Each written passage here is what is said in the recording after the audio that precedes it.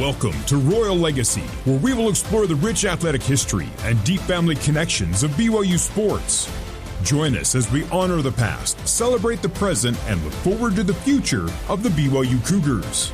Here's your host, Lauren McLean. How's it going, everyone? I'm Lauren McLean, and welcome to Royal Legacy, where we dive deep into the family connections of BYU sports. Joining me today are husband and wife Mitch and Madie Mathews, parents of two girls, Micah and Millie, and former star athletes for the BYU football team and women's soccer team. Thank you so much for being here, you guys. We're glad to be here. So happy Thanks to be for having here. us. This is going to be fun. Are you sure you're both happy? Because you were giving me some different answers before the segment started. I am so ready. I'm so ready. All right, let's do this. Let's talk about your journeys to BYU first. Mitch, you were a standout athlete in Beaverton, Oregon. Mm-hmm. What made you choose BYU over staying close to home? I actually wanted to be a Duck, an Oregon Duck. Growing up, that's who everyone cheered for, either Oregon or Oregon State, and I wanted to be a Duck. My dad grew up in Utah, but he didn't go to BYU or Utah, so he went to Southern Utah. So either BYU or Utah was never on the radar. Yeah. Me and my brother Marcus, who I played with here at BYU, we always wanted to be Ducks. It wasn't until he got a scholarship when I was a freshman in high school to BYU that BYU was ever even on the radar. Then once my brother committed to BYU, this is going into my sophomore year. Then we are, as a family, we totally converted to be total Cougars, and that's who we watched. And in 2008, when I was in high school, BYU played Oregon and BYU won, and so I had all the bragging rights, amongst my friends. And then I totally converted to being a Cougar. And once my brother was committed here, that's just where I knew I wanted to go. And then I got a scholarship my junior year, and it was pretty easy to commit here since I knew I was going to play with my brother. And so, I was a late blooming Cougar, and but that was great. I learned all about BYU and was thrown into it, and we ended up staying here in Utah now. So Utah's been home because of my brother. Ultimately, his decision first to go to BYU, but I'm glad I followed in his footsteps. I'm glad I made it here. And Madie, you've mentioned on your social media that it was your dream since you were a little girl to come to BYU. What made it such a special place for you? I mean, just growing up in Utah and watching their games. I went to camps ever since I was 7 years old. And I remember just sleeping and thinking about BYU soccer. And really? Yeah. So I was on a club team, Sparta United, and one of the girls' older sisters, Jessica Ringwood, committed to BYU. Yeah. And so just watching her and going to her games, I just saw the atmosphere and I was like, oh my gosh. And they were good. And I want to be here. And I just remember going to camps with all my club friends, and we would go find Jen and then juggle in front of her, or try to impress her. Oh, that is so embarrassing. Looking back, that I'm is so embarrassing. But that's what we wanted to do was play at BYU. Oh, but hey, our strategy worked. It worked. Mitch, that's not embarrassing. No, that's great advice. Totally works. If you're listening, that's great advice. Stalk the head coach. Go find That's her. what you got to do. Oh my gosh, that's and do anything you can to impress her. Yes. Oh, I love that. And then you played soccer, and then you ended up running track your senior year. Yeah. How did that come about? So I ran track in high school. I actually ran when I was younger too. I went to the Junior Olympics and stuff like that. Wow. It was Did so you really? fun. Yeah. I didn't know that. Yeah. You really didn't know that? I didn't know that. It doesn't surprise me. There's going to be lots of revelations. Doesn't surprise lots me. Lots of them. We're going to learn a lot about each other, Mitch. Yeah, this can't podcast. wait. Yeah. But yeah, so then I ran in high school, and I obviously was already committed to play soccer. And so I was in touch with the BYU track coach, but because I was already committed, it just timeline didn't work out. And so finally, when I was done with soccer, he was like, do you want to come try a semester? And I was so excited. So yeah, it was a lot of fun. That is awesome. You got to do both of those. Yeah, really cool. You both were elite athletes here at BYU, but how did the two of you meet? Because Mitch, I recently watched this interview I did with you and Taysom Hill, and I don't know how long he'd been married, but he's like, Mitch, you got to start hanging out with some girls. He was trying to give you some dating advice. That was probably 10 years ago. It probably was. It really was. It And I actually think you guys met not too long after that. Really? So how did you guys meet? Manifesting. I told myself I wasn't going to get married at BYU, and I didn't. I stayed true to that. Oh my gosh. Not because it's a bad thing to it, just that I just feel like I had one focus, and it was ball. But me and Madie met at a great time. We met weeks before I left to go train for the NFL.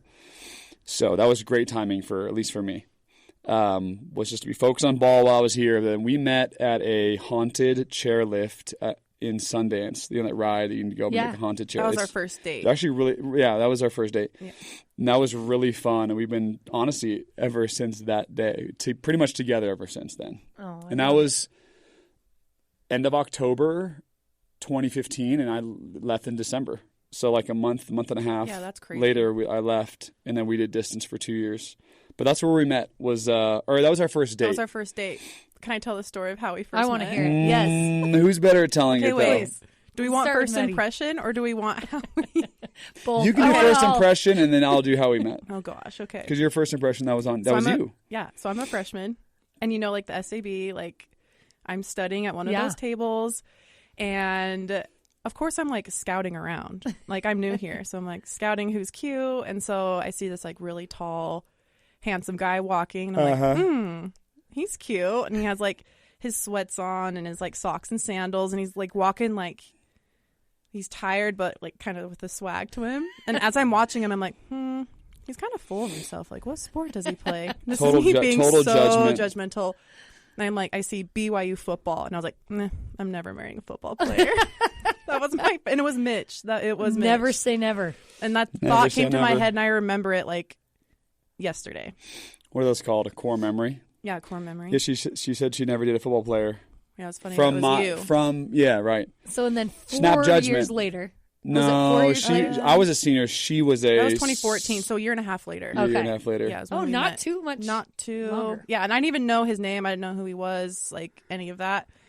And then, like how we like first met was one of his mutual friends was like, "Hey." Yeah, someone set us up on a blind date. Yeah. And we knew that we were supposed to meet, and she came to one of my games. It was in October of 2015, so like early October. Do you remember what team you were playing? Playing Cincinnati. Okay. And I tell this part of the story every single time, even though it's not true. I was balling out. I was going crazy in the game.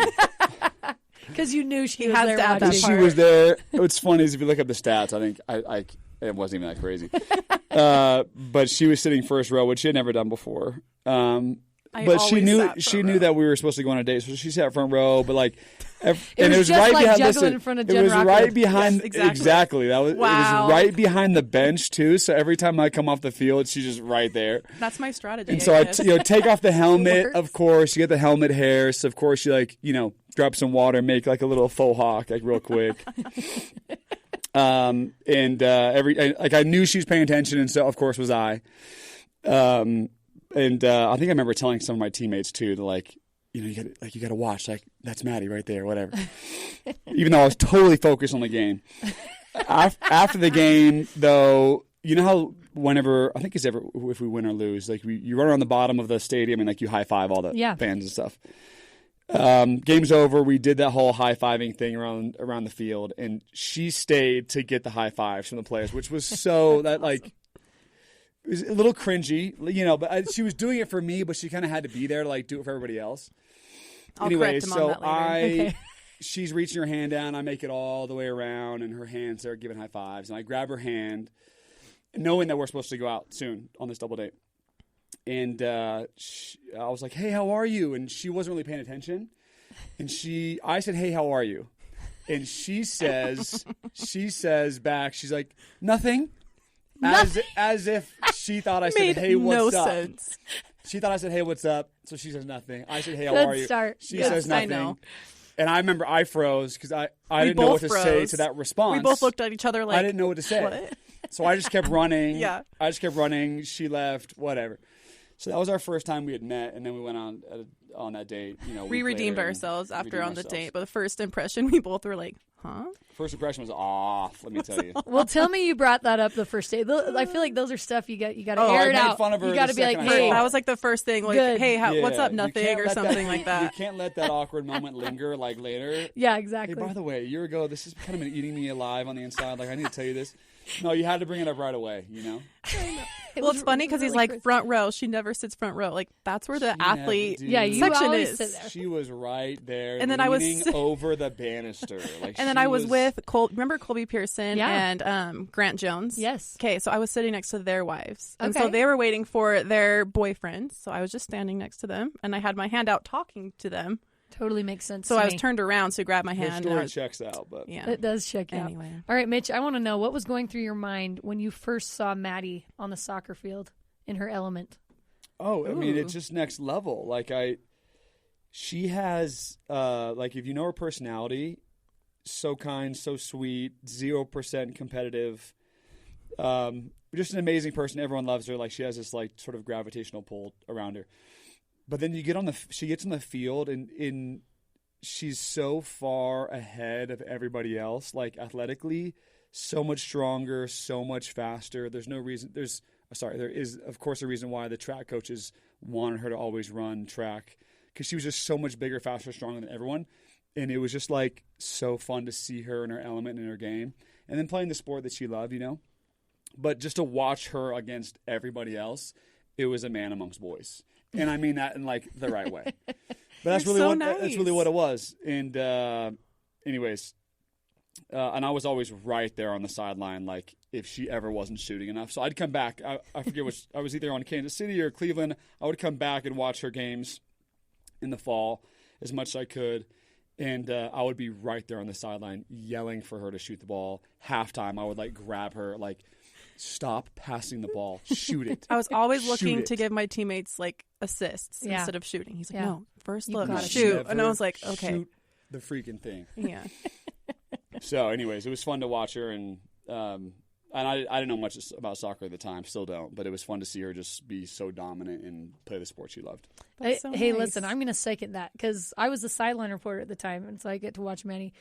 You were like, it was like a gazelle, powerful gazelle. Like one of the most beautiful, I'm serious, like one of the most beautiful athletes. Like the way you play, there was like, anyway, strength and beauty. Like you were so fun to watch. I'm blushing. All right, Madie, let's go to you. What went through your mind the first time you saw Mitch on the football field and you like knew him? You know what I mean? Him balling out in Cincinnati. I was like, wow. Come on, give me it. What'd you think? It's so funny because do you remember the Hail Mary? I'm going to bring up the Hail Mary catch. Hail Mary. Yeah, I know. I think I do. Yeah. That was like when I like knew of you, but I like didn't know you yet. And I just remember like watching that. I know exactly where I was, and just like watching that game, I was like, dang, he's so fast. And like you like catch the ball like not against your chest, but like you're really good at just like catching it. But anyway, just watching Mitch was like your terminology super fun. is why we got to get that up to speed. Yes, I know what you're saying. You guys got to help each other with your respective sports a little bit here. That is true. Yeah, where were you? I was actually in my apartment with my friends. Everybody remembers where they were. It's crazy. Yeah. It's so funny. That's really the start is. of it. I just got back from oh my gosh, I actually just got back from Nebraska. I was playing in Nebraska the day before you, and I flew home, and like right when I got home, we turned on the game. It's blessed ground. And you know what? There was like a newspaper article of like me playing Nebraska on your guys' bus. Whoa! Hey, it's that magic. Yeah. I think Tanner Mangum was also trying to talk to her at that time too. Well, that didn't work out. So I think that happened. Shout out to Tanner. Fred Warner maybe was too, but anyway, we won't get into that. All my teammates. Okay, we're gonna take a quick break. This is Royal Legacy. What's up, guys? This is Lauren McLean. If you like this podcast, make sure you check out my other podcast, Her Why. All BYU women's athletics all the time. These great athletes join me to share their personal stories of triumphs and trials.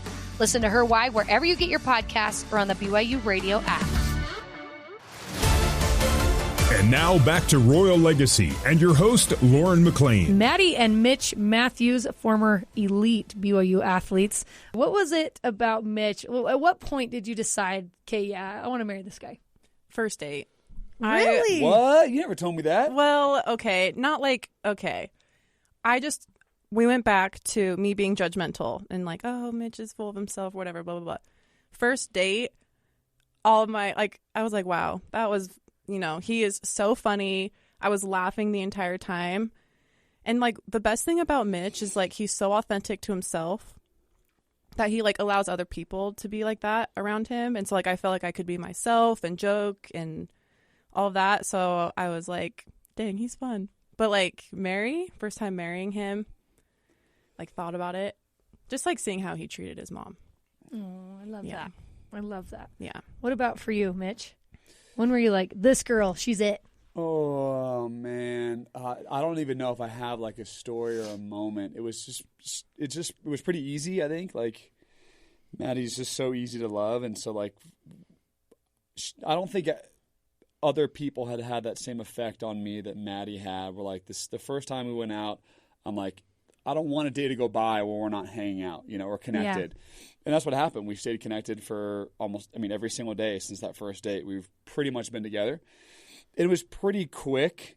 I always told myself, like, do the opposite of what everyone says. Like, get married young, get married while you're at BYU. Like, don't leave college or, like, I didn't really believe any of that. And so I was always just convinced, like, just wait. But Madie just made it so easy where it was just like, if she's not in my life, then my own life isn't the same, and so it just made it pretty obvious. But there was never like like, here's the moment, was she just, every guy wishes they had a crack at Madie, you know what I mean?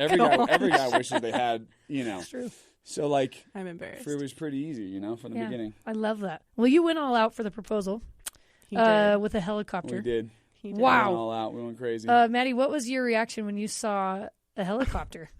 It's so funny how it worked out because my friend was a photographer and she like asked me, she's like, hey, we should take some pictures for like this photo shoot that I need. Like I need a model. And I'm like, perfect. Like we can do it. And so we went to this like house like with a beautiful backdrop. It was really snowy in January and we were just like taking pictures.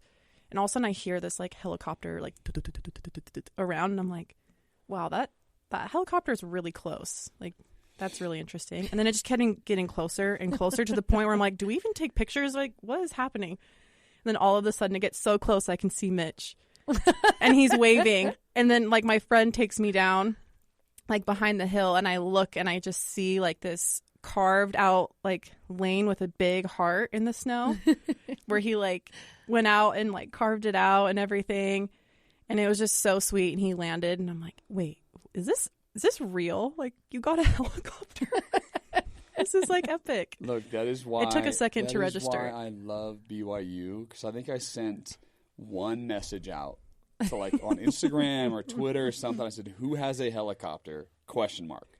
And I had a bunch of Cougar fans that got back and said, like, I have one and my friend has one, and so Cougar Nation, thank you for stepping up on that one. But I met the guy that day. Met him that day, and we just took off on the helicopter, landed down. He was so excited to do it. It was amazing. He took pictures from inside the helicopter, too. And then we picked Madie up afterwards, and then we did a little fly through the Provo Canyon, through all the waterfalls, and it was insane. It was amazing. But it's not like helicopter, you think like, I just was throwing down money. It was BYU Cougar Nation coming together to help your broke homie out. You know what I mean? But it was worth it. Pieces came together. And, like, family, like, popped out. Like, they were hiding the whole time. That's right. Like, bless your guys' hearts. It was so cold. I'm over here taking, like, pictures, and they're just hiding in a bush. Such a good memory. Such a good memory. I love that. It was such a good memory. You're yawning. Yeah, I'm so excited. It was, wow. Loved that moment. No, it was great. We loved it. So you guys, you had amazing careers at BYU. You met each other at BYU. What would you say is the thing you love most about your experience at BYU? Let's start with Mitch. Loved most about, since we're on this theme, you got to stay on this theme. Best experience at BYU, man, I don't want to go into like football because that's just like off topic, but I think it was learning how to balance life. Like when you're 18-year-old kid, your parents do everything for you. You don't really have to think. You just play ball. I went on a mission, before I really came to BYU and played. And still everything there is so structured for you. When you get to BYU, you have to balance school, which I didn't do very well. But you have to balance doing school. You have to balance football. You have to balance, social and dating and family. And then also charity stuff that you do, like speaking and visiting kids and, in hospitals or going to groups to speak. And you have to just balance a lot. And so I just remember thinking, like, I'm really growing up at this time. And BYU was probably the most formative years of my life because you're without parents. We had the structure of football, of course, but like as a human being and as a man, like this is what I had to figure out. Like, how do I balance being a super high performer in football and then school and then all the social, like just really everything. And then now in life, I look back on my time at BYU and I'm like, that really helped me balance everything. And then now as a dad, as a business owner, those moments were formative to me to like know how to perform through stress, know how to perform after a bad week or a bad game, like the bounce back, and knowing how to, have high self-esteem, but also be humble enough to serve. Like BYU was very formative for me to learn how to be a good man and a good human being. I love that answer. What about for you, Madie? I want to second what Mitch said, but I won't go into detail because that's the thing, just like the time management in soccer school, and you're just trying to be the best at everything you can. But also, it's like such a loaded question because I feel like I can talk about this for an hour. Like, I just feel like the luckiest girl on the planet to even be at BYU, like go to BYU, like, and meet the people that I met and have the experiences I got to experience and play for the program that I did. It like has changed my life. And I like give kudos to Jen because she's really good at like the alumni portion where it's like once you're in the program, you feel like you're in the program for forever. And she's really good at like, having events and stuff like that where you feel like you're still part of the program. BYU football is awful at that, but go ahead. Yeah, I'm so sorry. Side note, we can talk about that, but go ahead. But like, yeah, I just have like lifetime connections, and I've learned things from each individual that will impact me for the rest of my life. So just the people that I met, and obviously it brought Mitch, which therefore brought my 2 children. So let's go. Cool experiences for sure. Little cougar babies, you know what I'm saying? Yeah, we're going to get to that in a little bit because I want to know all about their training because I know it's already happening. We don't mess around. I want to know because with everything that you guys said also comes challenges. There's challenges you just mentioned. You have to grow up. You're trying to balance everything as a kid, and then I don't know, then emotions and everything that goes with being in college and being an athlete. Let's start with Madie. How did your family and Mitch kind of help you through some of the challenges that you faced at BYU? Oh, they were my rock. Like, even like if we're talking soccer portion, just like Mitch changed my athletic performance in a lot of ways, just gave me tips. Not like this isn't a brag or a flex by any means, but like I'm not a selfish person. And that kind of carried on the field too, where it's like I was always looking to assist other teammates and look opportunities for them. How can I help them? And then passing when she shouldn't have passed the ball. Yeah, and even my coaches were like, shoot the ball. Like you can shoot it. But I think I have to get permission from other people to be selfish to make it okay. And so that's where Mitch was drilling me and like, shoot it. It's okay. And then like my senior year was like the year that I scored the most goals. Dude, so she went off. I was just very grateful for like that mindset. And like even my dad, I wouldn't be where I am without like my dad. And like he was the one that put me in soccer in the first place. Well, then like my mom too. But like I remember as a kid, my dad's going to hate me for telling this story, but like he had me wear like 5-pound like ankle bracelets during practice because he thought it would make me like faster and stronger, which, hey, maybe it worked. I don't advise this to the parents listening, but yeah, he just pushed me a lot and in ways that he thought was best, but like it registered in my head. Like, yeah, we work hard and it carried through. Yeah. So, but yeah, just in all aspects of juggling everything, like my family was my rock. He saw potential in you. Yeah. That's why I did that. Yeah. Mitch, what about for you? Because I'm sure there were a lot of challenges. How did your family and Madie help you through those? Yeah. Well, in college, at least, Madie and I weren't really dating. Yeah. But even, after NFL, I think I've told this story a million times with my mom passing away. I think my family did an amazing job at, especially my mom, is they allowed me to believe that I could truly be as great as I wanted to be. And it all just started with the real estate in between my own ears. Like as much as I talked to myself about the things I could become and the great things I can do in the world and on the football field and off the football field, my parents allowed me to think really highly. And I think a lot of athletes lack that. I think a lot of athletes think they're okay and wait to be maybe great, but that doesn't happen if you always think you're just okay. I think the best athletes think they're awesome and great at the sport and fast they're fast in their mind before they're fast on the field. They're great in their mind before they're great on the field. And I think my parents, my older brother, like they for some reason looked at me and said, like, this kid can go as far as he wants. Let's let him just have all the confidence he needs to have, you know. And then Madie was just always right there. She was there for some of the worst moments of my life. And so having her there at those times, you know, getting me back to in the right headspace to, you know, having a funeral while I'm playing in the NFL, funeral for my mom, like having those things and still needing to perform. Like my family was just this little tight circle around me. And of course, BYU Nation, of course, everyone else. But my family from when I was really young allowed me to think big. That's number one. And then when times did get tough, like they were always the first ones on the scene. So that was definitely it for me, just a great support system. Because, you know, you do pick your coaches in a sense. And my coaches were awesome. But I think you need a lot more support system than just your coaches. Because coaches can make your life hard at times too. Yeah. You know, they're the antithesis of building you up at times. Right. I mean, everyone can say that if you've played a high level of sport. So you need that close group of people outside of football that build you up. So you have that sort of shield and protection and armor around you while you're playing the sport. And that's exactly what my family was. I love that. You know? Madie, what was that like from your perspective, having gone through something similarly in your life, to be there for Mitch and support him through that? Yeah, so for those of you who don't know, like I lost my mom to cancer when I was 12, and so watching Mitch like go through that same experience was excruciating. And I felt like for me personally, like I was reliving everything, but like what hurt even worse was like knowing what like they were going through. Like I just knew what was coming, and like the people that you love the most, you just, you know, it was just hard to watch. But yeah, they handled it with grace, and I tried to help the best I could. But like the one thing that I learned is like everyone just grieves differently. And even though I handled it one way, other people will grieve it a different way. And like, that's totally okay. Like grief looks different for everybody, and just like accepting it and like knowing that, you know, feelings are valid and we just have to go through the emotions. But yeah, Mitch's family I got so lucky. Like, again, I just like pinch me, right? Where I'm like, how did I get married into such an incredible family? You are lucky. No, I really, You're so lucky. I really am so lucky. Like my father-in-law, he's my best friend. Shout out. She likes my dad more than she likes me. He's my best friend. And like, I have seen a lot of videos of you and your Yes. She likes father-in-law. my dad more yeah. than she likes And me. Lisa was just like incredible.